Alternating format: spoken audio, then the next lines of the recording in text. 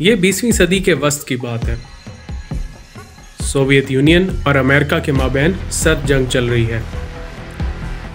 ऐसे में दो MiG-25 पूरी घनगरज के साथ सोवियत यूनियन के बॉर्डर पर किसी जहाज का पीछा कर रहे हैं। ये दुनिया के तेज तरीन इंटरसेप्टर हैं और अगर ये इंजन्स को पूरी ताकत पर चलाएं तो ये माक 3.2 यानी आवाज़ की रफ्तार से 3.2 गुना तेज़ रफ्तार पर परवाज़ कर सकते हैं। लेकिन ये रफ्तार भी आज किसी काम नहीं आ रही, क्योंकि जिस तैयारे का पीछा किया जा रहा है वो निहायत आसानी से इनको चकमा देकर फरार हो रहा है, क्योंकि इस जहाज़ को दुश्मन के लिए नाकाबिले तस्खीर बनाया गया है। एक ऐसा जहाज़ जिसका रिकॉर्ड आज भी कोई नहीं तोड़ सका। ये जहाज़ कौन सा है, किसका है और क्यों बनाया गया, ये सब शामिल है आज की वीडियो पे। तो बिना किसी ताख़ीर के शुरू करते हैं। मैं हूं आपका होस्ट मोहम्मद ज़ीशान राव और इस वक्त आप मौजूद हैं मेरे YouTube चैनल पर।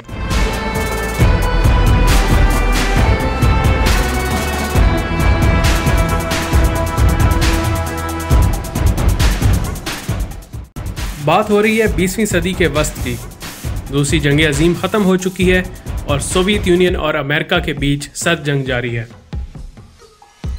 दोनों ममालिक पूरी दुनिया पर अपना असर और रसूख कायम करने के लिए एड़ी चोटी का जोर लगा रहे हैं। दोनों तरफ से बेहिसाब पैसा मिलिट्री टेक्नोलॉजी को बेहतर बनाने के लिए सर्फ किया जा रहा है। इस सब में अपने हरीफ की अगली चाल पर नज़र रखना इंतहाई ज़रूरी है। लेकिन ये बात है 1950 की दहाई की। तब अमेरिका को सोवियत यूनियन के अंदर मौजूद radar stations, surface to air missiles और इंटरसेप्टर एयर बेसिस के बारे में कुछ खास मालूमात नहीं है। इसी बात ने अमेरिकन्स को सोवियत यूनियन से दूर रखा हुआ है। लेकिन 1956 में सूरत हाल बदल जाती है, जब अमेरिका के U-2 तैयारों ने सोवियत यूनियन में दाखिल होकर जासूसी शुरू की। इस जहाज़ के बारे में हम आपको पिछली वीडियो में तफसील से बता चुके हैं। अगर आपने वो वीडियो नहीं देखी तो जाकर ज़रूर देखिए। ये जहाज़ ना तो रफ्तार में तेज़ है और ना ही स्टेल्थ। इसका वाहिद दिफा इसकी नहायत बुलंद परवाज़ है, जो इसे दुश्मन के एंटी एयर डिफेंसेस से तहफ़्फ़ुज़ फराहम करती है। ये तैयारा 70,000 फुट की बुलंदी पर परवाज़ करने की सलाहियत रखता है, जो कि उस वक्त के मिसाइल्स की रेंज से बाहर था। सोवियत यूनियन पहले दिन से U-2 को रडार पर ट्रैक कर रहा था और टेक्नोलॉजी डेवलप कर रहा था कि इस जहाज़ को गिराया जा सके। सिर्फ ज़्यादा बुलंदी पर होना अब नाकाफ़ी था। सोवियत यूनियन की एयर स्पेस में दाखिल होने के लिए 3 चीज़ें इंतहाई ज़रूरी थीं: हाई स्पीड यानी कि तेज़ रफ्तार, हाई आल्टीट्यूड यानी कि नहायत बुलंद परवाज़, और स्टेल्थ यानी दुश्मन के रडार में नज़र ना आने की सलाहियत। ऐसे में अमेरिका ने लॉकहीड नामी कंपनी को चुना कि वो ऐसा जहाज़ बनाए जो इन तमाम खूबियों का हामिल हो। ये कंपनी हवाबाजी के शोबे में बहुत महारत रखती थी। इसी दौरान U-2 की सोवियत यूनियन में परवाज़ें जारी रहीं, यहाँ तक कि 1960 में सोवियत यूनियन ने एक U-2 को मार गिराया।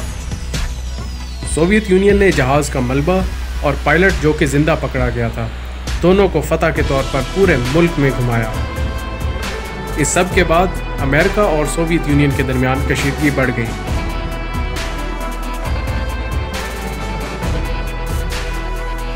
ऐसे में अमेरिका को U-2 का मुतबादल दरकार था। अब वक्त आ चुका था कि U-2 की जगह कोई और बेहतर तैयारा ले। लॉकहीड ने जो तैयारा बनाया उस जैसा उससे पहले कोई तैयारा नहीं बना था। यह तैयारा आज भी तेज़ तरीन एयर ब्रीथिंग जेट इंजन का रिकॉर्ड कायम रखे हुए है।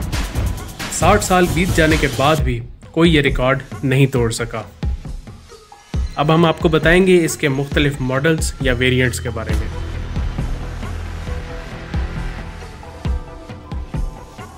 इस जहाज़ के 4 मॉडल तैयार किए गए। पहला था A-12। A-12 CIA के लिए बनाया गया। ये कुल 13 जहाज़ बनाए गए। इन जहाज़ों में हथियार ले जाने की सलाहियत नहीं थी। अगला मॉडल है YF-12। ये कुल 3 जहाज़ अमेरिकी एयरफोर्स के लिए बनाए गए, जो इंटरसेप्शन की सलाहियत रखते थे, यानी इनमें एयर टू एयर मिसाइल नस्ब थे। अगला मॉडल है M21। ये मॉडल CIA के लिए बनाया गया।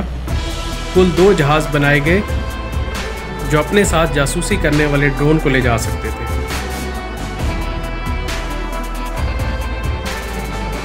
और आखिरी मॉडल है SR-71। ये कुल 32 जहाज़ अमेरिकी एयरफोर्स के लिए बनाए गए। बाकी तमाम मॉडल्स जल्द ही रिटायर कर दिए गए, लेकिन SR-71 आने वाली कई दहाइयों तक खिदमत सरअंजाम देता रहा। SR-71 को उसके रंग की वजह से ब्लैक बर्ड का नाम दिया गया। ब्लैक बर्ड मार्क 3.2 यानी आवाज़ से 3.2 गुना ज़्यादा रफ्तार पर परवाज़ करने की सलाहियत रखता था। इतनी रफ्तार पर परवाज़ आसान नहीं होती। लॉकहीड के इंजीनियर्स को हर चीज़ शुरू से बनानी पड़ी। बहुत सी इजादात की गई, नए मशीनिंग टूल्स और मैन्युफैक्चरिंग प्रोसेस बनाए गए। इतनी तेज़ रफ्तार परवाज़ के लिए जो इंजन डिज़ाइन किए गए उन्हें टर्बो रैम जेट इंजन्स के नाम से जाना जाता है। ये इंजन मार्क 2 यानी आवाज़ से दुगनी रफ्तार तक टर्बो जेट इंजन की तरह काम करते हैं। इससे ज़्यादा रफ्तार पर ये इंजन रैम जेट बन जाते हैं। जेट इंजन की अक़साम के बारे में इंशाल्लाह आपको किसी और वीडियो में तफसील से बताया जाएगा। इतनी तेज़ रफ्तार परवाज़ में एयर फ्रिक्शन यानी हवा की रगड़ की वजह से बहुत हरारत पैदा होती है, जिसकी वजह से जहाज़ के कुछ हिस्सों का दर्जा हरारत 500 फ़ारेनहाइट तक पहुंच जाता है। जहाज़ साजी के शोबे में इस्तेमाल होने वाला सबसे आम मटेरियल एल्युमिनियम इस दर्जा हरारत को बर्दाश्त करने की सलाहियत नहीं रखता। ये नरम पड़ जाता है और इस वजह से जहाज़ का स्ट्रक्चर फेल हो सकता है, यहाँ तक कि जहाज़ क्रैश भी हो सकता है। सो लॉकहीड के इंजीनियर ने इस मकसद के लिए टाइटेनियम नामी धात का इस्तेमाल किया। 92% जहाज़ इसी धात से बनाया गया। यहाँ ये बात काबिल ज़िक्र है कि उस वक्त टाइटेनियम के ज़खायर सोवियत यूनियन के पास थे। तो अमेरिका ने ये ज़खायर हासिल करने के लिए दर्जनों जाली कंपनीज बनाई और उनके नाम पर सोवियत यूनियन से टाइटेनियम ख़रीदा। सोवियत यूनियन के वहमो गुमान में भी नहीं था कि ये टाइटेनियम उन्हीं की जासूसी के लिए इस्तेमाल किया जाएगा। इस जहाज़ की अजीब शक्ल और काला पेंट इसे रेडार की लहरों से महफूज रखता है, जिसकी वजह से ये रेडार में नज़र नहीं आता। इस जहाज़ ने शुरू के मिशंस में नॉर्थ कोरिया और वियतनाम की जासूसी की। इस तैयारे पर इन ममालिक ने तकरीबन 800 मिसाइल फायर किए, लेकिन ये मिसाइल इस तैयारे को निशाना बनाने में नाकाम रहे। बाद के मिशंस में इस जहाज़ ने सोवियत यूनियन की भी जासूसी की, लेकिन ये जहाज़ सोवियत यूनियन की फ़िज़ाई हदूद में दाखिल नहीं हुआ, क्योंकि अगर इस जहाज़ को गिरा लिया जाता तो अमेरिका और सोवियत यूनियन के माबैन जंग छिड़ सकती थी। यही वजह थी कि ये जहाज़ सोवियत यूनियन के बॉर्डर के साथ परवाज़ करता था और इसके ताकतवर साइड कैमराज और रेडार की मदद से सैकड़ों मील सरहद पार जासूसी की जाती थी। ये जहाज़ 1998 में यानी 1998 में रिटायर कर दिया गया, क्योंकि अब साइंस काफ़ी तरक्की कर चुकी थी। खला में मौजूद सेटेलाइट्स ये काम बिना इंसानी जान को ख़तरे में डाले बखूबी सरअंजाम दे सकती थी। इसके साथ साथ अब अनमैन्ड एरियल व्हीकल्स यानी UAVs यानी कि ड्रोन्स आम हो चुके थे, जो बिना पायलट के जासूसी करने की सलाहियत रखते थे और ज़रूरत पड़ने पर हथियार भी इस्तेमाल कर सकते थे। लेकिन 2 अदद SR-71 ब्लैकबर्ड अभी भी नासा के ज़ेरे इस्तेमाल हैं, जिन्हें रिसर्च एंड डेवलपमेंट के लिए इस्तेमाल किया जा रहा है। उम्मीद है आपको ये वीडियो पसंद आई होगी। मज़ीद ऐसी मालूमाती वीडियोस देखने के लिए हमारे चैनल को सब्सक्राइब कीजिए। अगली वीडियो तक मैं चाहूँगा आपसे इजाज़त। अपना बहुत सारा ख्याल रखिएगा। अल्लाह हाफिज़।